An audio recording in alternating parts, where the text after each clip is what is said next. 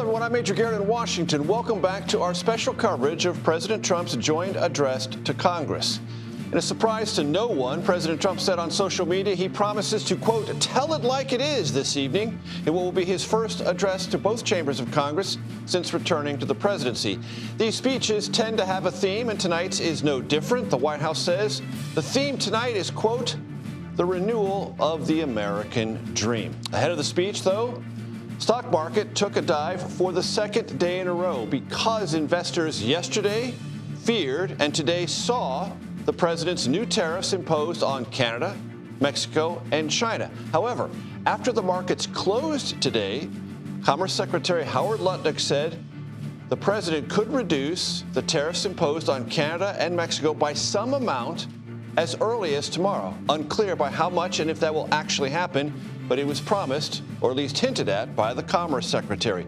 Meanwhile, in Europe, Ukrainian President Volodymyr Zelensky said he wants to end the war with Russia. He did so in a social media post hours after President Trump, at least temporarily, paused the flow of all U.S. military aid to Ukraine. All this and much, much more will come up in the president's speech this evening.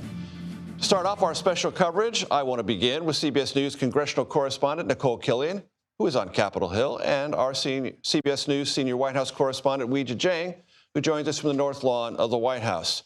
Weijia, catch us up on what Howard Lutnick, the Commerce Secretary, said after the markets closed and what context that might add to this incipient trade war. Well, Major, Lutnick was very clear that the tariffs would not be paused or eliminated, but he did say that they will likely be reduced from that 25% that it is currently as early as tomorrow, and that the president could make that announcement. Now, remember, he just announced this big tariffs package yesterday, so it did not take long for not a reversal, but at least a walk back in response to all the concerns that you have been reporting on all day, not to mention the concerns in the stock market. And so I think, President Trump likes to make a point, and he is able to do that by putting these tariffs on Mexico and Canada, but he is also going to respond if there is going to be an overall impact on the economy, which is important to him because he is trying to keep his promises and bring down prices. And so it shows that they are watching, they are listening, and there is room, Major, for a change. And Nikole, on Capitol Hill, how much conversation was there today about the pause in aid to Ukraine and this tariff issue?